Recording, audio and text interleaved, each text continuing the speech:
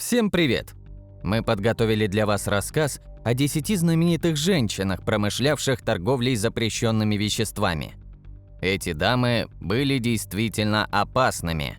Афроамериканку Джемикер Томпсон, впоследствии получившую прозвище Квин Пин, в подростковом возрасте выгнали из дома собственные родители. Девочка быстро сориентировалась и решила зарабатывать на жизнь самым простым, как ей казалось, способом – продажей наркотиков. Она быстро нашла старшего товарища Энтони М. Даффа Мосли, который стал проводником в мир наркоторговли. Вместе они организовали вполне успешное предприятие по торговле кокаином в Лос-Анджелесе. Работа сблизила их настолько, что они решили пожениться. В браке родился их единственный сын Энтони. Бизнес шел в гору, предприятие расширялось. Супруги медленно, но верно поднимались на вершину кокаинового Олимпа во время пика популярности крэка в 1980-х годах. Но помешала трагедия. Отец криминального семейства погиб, и вдове пришлось брать бразды правления в свои руки. На удивление, Джемикер вполне справлялась с новыми обязанностями и даже весьма преуспела. Она устанавливала новые связи и предлагала свои товары уже на всей территории Соединенных Штатов. Тогда же, сняв траур по безвременно ушедшему мужу, Томпсон окунулась в новые отношения. Но избранник оказался излишне законопослушным и к деятельности Квин Пин нелояльным. В итоге этот молодой человек со звучной кличкой Сыр сдал возлюбленную властям, из-за чего ей пришлось спешно покидать насиженные места и пускаться в бега на 2 года. Арестовать ее удалось в 1993 году, когда Томпсон вернулась в Лос-Анджелес, чтобы побывать в школе у сына на церемонии окончания 6 класса. Там ее уже поджидали сотрудники правоохранительных органов. Она была арестована, предана суду, который приговорил ее за торговлю наркотиками к 15 годам тюремного заключения. Находясь за решеткой, Томпсон ударилась в веру и стала крайне богобоязненной дамой. Квин Пин была освобождена в 2005 году, отсидев 13 лет в тюрьме строгого режима вместе с другой наркобаронессой Гризельдой Бланко. Сейчас она является служительницей Евангельской церкви, пишет мемуары и раскаивается в содеянном. Будущая индийская наркокоролева Шаншикала Пантакар родилась в бедной семье. Она была самой младшей из 6 детей и единственной девочкой. Работать приходилось с самого раннего возраста. Она продавала молоко, чтобы выжить в трущобах Ворли. Переход от бутылок с молоком к наркотикам произошел вместе с осознанием того, что продавать последние, очевидно, гораздо выгоднее. Шаншикала начала торговать низкосортным героином и гашишем, стремительно заработав сомнительную репутацию. Криминальный бизнес расширялся, принося своей владелице баснословные барыши в течение 80-х и 90-х годов. В какой-то момент наркобаронесса переехала от опостылевшего мужа Рамеша Пантакара в отдельный дом и стала жить вместе со своими сыновьями. Именно в этот период ей были предъявлены обвинения в убийстве. Собственные племянники Маниши Вивек Мазгаанкар возбудили дело против Шаншикалы, обвинив тетушку в том, что она заживо сожгла их мать в 1993 году. Позднее полиция Мумбаи назвала это убийство следствием соперничества, поскольку погибшая также торговала наркотиками, угрожая позициям Шаншикалы. Но это преступление так и не удалось доказать. Когда дурного качества героин продавать надоело, Шаншикала переключилась на мефедрон. Она одна из первых поняла, насколько перспективно продавать этот синтетический белый порошок, напоминающий кокаин, но куда более дешевый. Мало того, что достать мефедрон было проще, чем другие наркотики, вызывающие привыкание. До февраля 2015 года он был вполне легальным и не входил в Индии в список запрещенных препаратов, согласно закону о наркотических средствах и психотропных веществах. Шаншикала была замешана в нескольких громких делах, когда власти находили многокилограммовые партии мефедрона, некоторые из которых косвенно указывали на нее и на ее связи в полиции. Но доказать ее безусловную причастность пока что не удалось, а приговор до сих пор не вынесен. Энедина Арлана Феликс родилась в семье мексиканских наркоторговцев, так что вопрос «кем ты хочешь стать, когда вырастешь?» девочке никто не задавал. В 17 лет она даже не пошла на карнавал в Масатлане, после того, как узнала, что два ее родных брата, Рамон и Бенджамин, разыскиваются Соединенными Штатами и мексиканским правительством. В течение этого времени ее старшие братья работали на Мигеля Анхеля Феликса Галларда, который в конечном итоге дал им коридор для трансфера наркотиков в Тихуану, Нижняя Калифорния. Энедина поступила в частный университет в Гвадалахаре, где получила степень бакалавра в области бухгалтерского учета. К середине 1980-х она уже активно применяла полученные знания на семейном предприятии, но при этом никогда не рассматривалась властями как значимая фигура в картеле Тихуаны. На протяжении большей части 1990-х годов Тихуанский картель возглавляли 6 ее братьев, в то время как Энедина консультировала и помогала им отмывать преступные деньги. Но после падения финансового мозга картеля Хесуса Лабра Авиле в 2000 году Энедина заняла эту должность. По данным Управления по борьбе с наркотиками, она стала первой женщиной, которая отвечала за финансовую сторону функционирования такого крупного наркокартеля. Какое-то время она даже возглавляла картель после ареста ее брата, Эдуарда Арелана Феликса, в 2008 году. Поскольку большинство ее братьев были либо арестованы, либо убиты, Энедина управляла финансовым аспектом бизнеса, контролировала альянсы и возглавила картель Тихуаны вместе с Луисом Фернандо до его захвата в 2014 году. Ее прочные контакты с поставщиками наркотиков в Колумбии смогли удержать организацию на плаву. Мелисса Маргарита Кальдерон Охеда, известная властям и преступному миру как Ла Чина, возглавляла бандитский картель с более чем 300 последователями и является ответственной за 150 убийств за последние 10 лет. Она начала преступную карьеру в 2005 году, работая на картель Дамаса. Считается, что этот синдикат является ответвлением могущественного картеля Синалоа, возглавляемого печально известным Хоакином Эль Чапо Гусманом. Вскоре Мелисса Кальдерон стала видной фигурой мексиканского тихоокеанского наркокартеля. Его еще называют картель Синалоа, который являлся крупнейшим поставщиком героина и метамфетамина в Соединенные Штаты. Несмотря на сильно доминирующую мужскую среду, она поднялась по карьерной лестнице и стала одной из самых влиятельных женщин в картеле. Для этого ей приходилось проявлять обычно нехарактерные для женщин качества – быть такой же порочной и хладнокровной, как мужчины-преступники. Но потом, желая и дальше реализовывать свои недюжинные амбиции, она сколотила собственную банду из нескольких сот головорезов, которые безропотно ей подчинялись. В качестве награды за преданность и хорошо выполненные задания она награждала их мешками кокаина. Власти считают, что она и ее банда стоят за чередой убийств в Нижней Калифорнии, втором по величине штате Мексики. Одна из самых известных преступниц Мексики была захвачена после того, как ее бойфренд и пособник, известный как Эль Чина, рассказал о ней органам правопорядка, чтобы получить себе на суде более мягкий приговор. На самом же деле он просто-напросто испугался кровожадности подруги и сдал ее полиции. Знаменитую наркобаронессу Ла Чину поймали в 2015 году в аэропорту Лос-Кабоса. Сейчас девушка находится в главной тюрьме Мексики. Гризельда Бланко родилась и выросла в атмосфере нищеты колумбийских трущоб. С ранних лет она занималась воровством, участвовала в похищениях людей и убийствах. Рано вышла замуж за мелкого уголовника, но семейная жизнь не заладилась, несмотря на рождение 3 детей.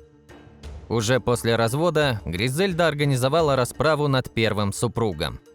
Ее второй муж, Альберто Браво, занимался наркоторговлей, и именно через него она попала в этот криминальный бизнес.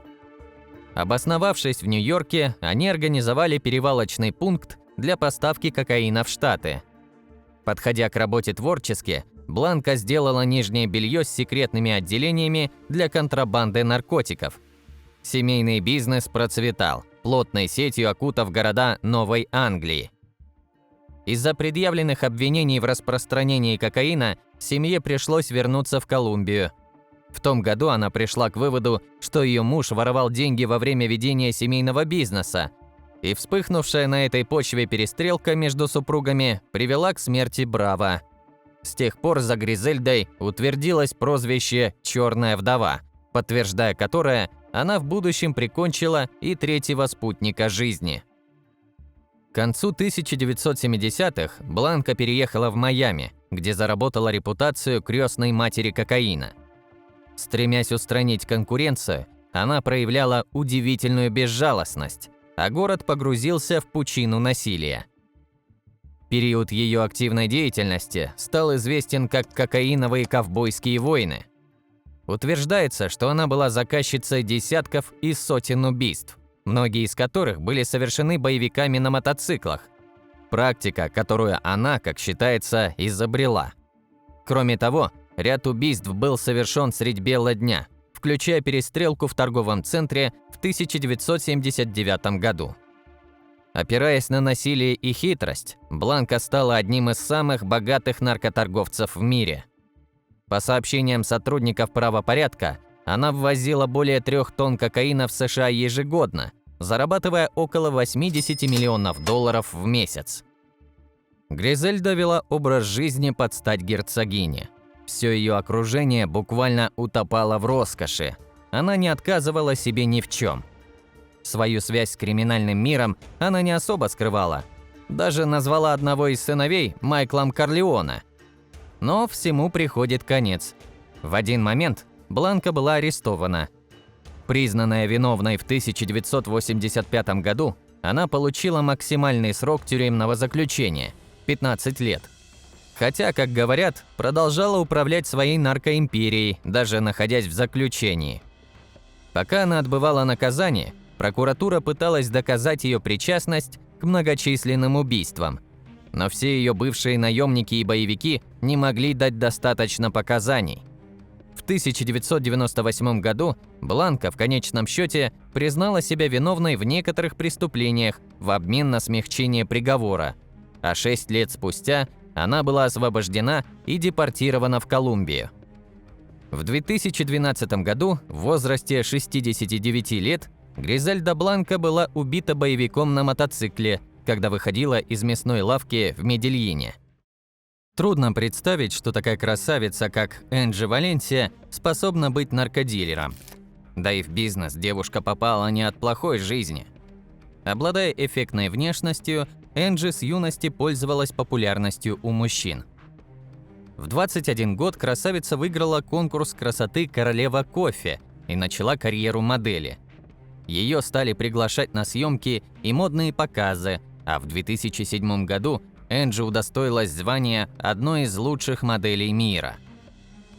Но гонораров манекенщицы оказалось недостаточно. В 2005 году на Энджи обратил внимание бизнесмен Николя Гуалчо по прозвищу «Монстр». Он занимался поставкой наркотиков, что не смущало Энджи. Девушке нравилась роскошная жизнь, а модельный бизнес никогда не смог бы принести ей таких доходов, как управление наркотрафиком. Энджи рассталась с влиятельным бойфрендом и начала собственное дело. Валенсия основала модельное агентство, которое стало прикрытием ее бизнеса. Она нанимала моделей, которые, по сути, были наркокурьерами. Для девушек агентство заказывало билеты в бизнес-класс. Поэтому им не устраивали тщательный досмотр ручной клади. За одну такую поездку из Аргентины в Великобританию девушки получали по $5000. Наркобизнес Энджи Валенсии просуществовал 2 года и принес ей около $1 миллиарда. Все закончилось, когда у одной из моделей на таможне все-таки проверили чемодан и нашли 55 килограмм кокаина, прикрытого платьями. Пока сообщниц Валенсии арестовывали, сама хозяйка модельного агентства скрылась. Она сменила имя, сделала новые документы и изменила внешность. Наркобаронессу разыскивали около года, а после ареста она отказывалась признать вину. Удивительно, но Энджи дали всего 6 лет и 8 месяцев тюрьмы, а потом и вовсе освободили досрочно. Сандра Авила Бельтран, или «Королева Тихого океана», как она сама себя называла, родилась в семье наркоторговцев и пошла по пути родителей. В юности она начала сотрудничать с крупными наркодилерами и проворачивать сложные сделки. Зачастую офицеры полиции, которые пытались арестовать членов клана Бельтран, сами становились наркоторговцами. Среди таких офицеров оба мужа Сандры, которые оставили погоню за наркомафией и стали пособниками королевы Тихого океана. Как и Энджи Валенсия, Сандра Бельтран умело пользовалась своей внешностью для достижения целей. Помимо этого, она редко бралась за выполнение работы самостоятельно. Чаще всего перевозкой наркотиков занимались ее родственники, Сандра же управляла ими.